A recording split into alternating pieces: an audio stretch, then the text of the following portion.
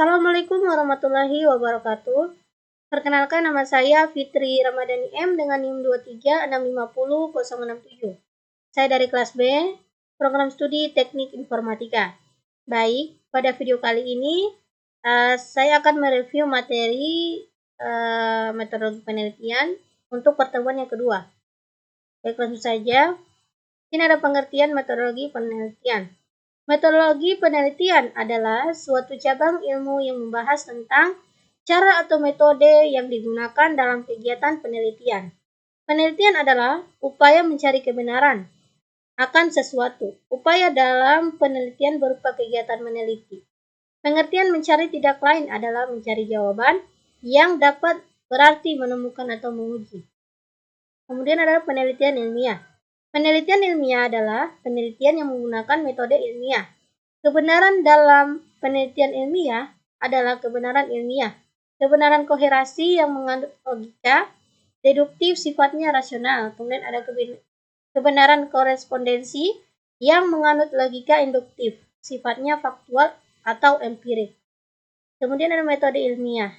Metode ilmiah adalah metode yang menggunakan kebenaran ilmiah, disebut ilmiah jika bersistem, bermetode, berobjektivitas, berlaku umum, atau universal.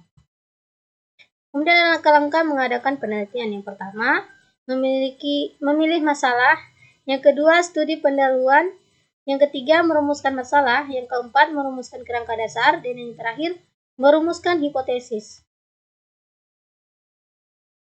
Kemudian yang keenam, memilih pendekatan. Yang ketujuh, menentukan variabel. Yang ke-8, menentukan sumber data. Yang ke-9, menyusun instrumen. Yang ke-10, pengumpulan data. 11, analisis data. Yang ke-12, menarik kesimpulan. Dan yang ke-13, menulis laporan. Ini ada masalah penelitian. Sesuatu yang menjadi sasaran penelitian biasanya disebut masalah penelitian, yang akan selanjutnya diangkat menjadi judul penelitian dan menggambarkan kaitan antar dua variabel atau lebih.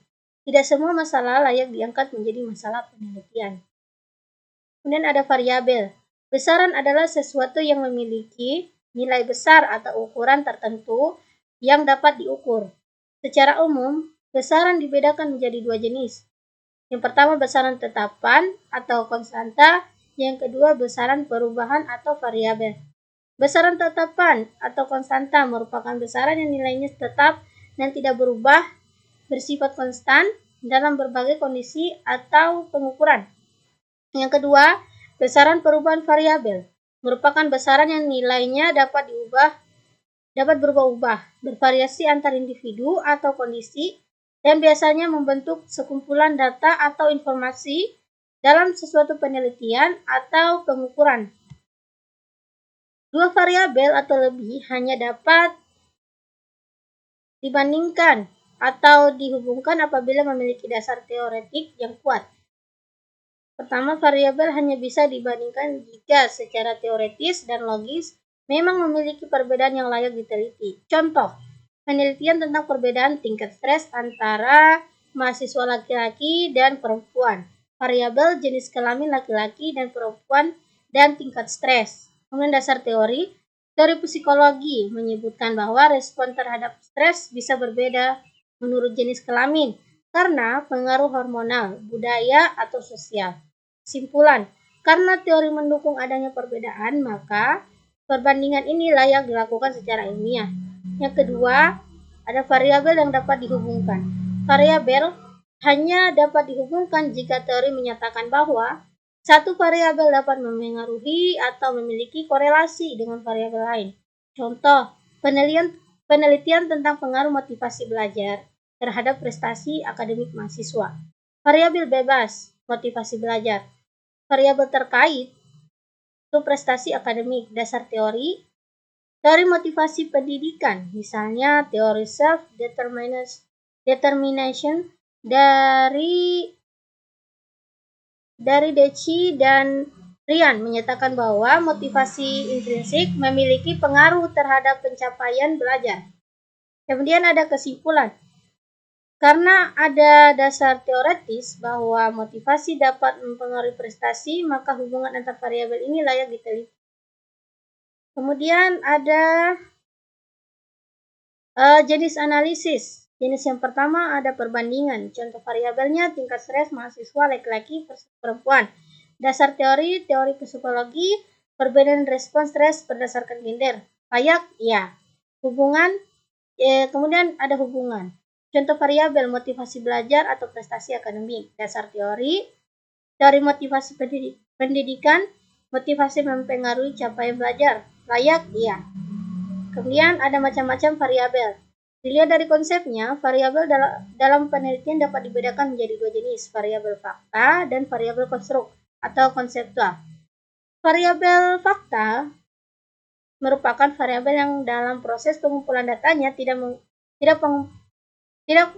pengumpulan data untuk variabel ini bersifat langsung dan objektif karena berkaitan dengan data faktual yang dapat diamati secara nyata, seperti jenis kelamin, usia, dan status pekerjaan. Kemudian variabel konstruk atau konseptual merupakan variabel yang memerlukan teori dan konsep dalam proses penyusunan instrumen pengumpulan datanya. Variabel ini bersifat abstrak dan tidak dapat diukur secara langsung sehingga harus dijabarkan ke dalam indikator-indikator yang kemudian digunakan untuk menyusun butir-butir pertanyaan dalam instrumen penelitian. Contoh variabel konstruk adalah motivasi, kepuasan, atau persepsi. Kemudian ada macam-macam variabel. Macam-macam variabel. Yang pertama ada variabel bebas atau independen variabel. Kemudian ada variabel terikat, dependen variabel. Variabel bebas merupakan variabel yang mempengaruhi atau menentukan perubahan pada variabel lain. Variabel ini dimanipulasi atau diatur oleh peneliti untuk melihat dampaknya terhadap variabel lain. Sebagai contoh, dalam penelitian tentang pengaruh metode belajar terhadap hasil belajar, metode belajar adalah variabel bebas. Kemudian variabel terikat merupakan variabel yang nilainya tergantung pada atau dipengaruhi oleh variabel bebas. Perubahan yang terjadi pada variabel ini diamati atau diukur sebagai akibat dari perlakuan yang diberikan pada variabel bebas. Dalam contoh yang sama, hasilnya belajar adalah variabel terikat karena dipengaruhi oleh metode belajar yang digunakan. Mungkin itu saja penjelasan dari saya. Lebih dan kurangnya mohon maaf. Saya tutup dengan ucapan Assalamualaikum warahmatullahi wabarakatuh.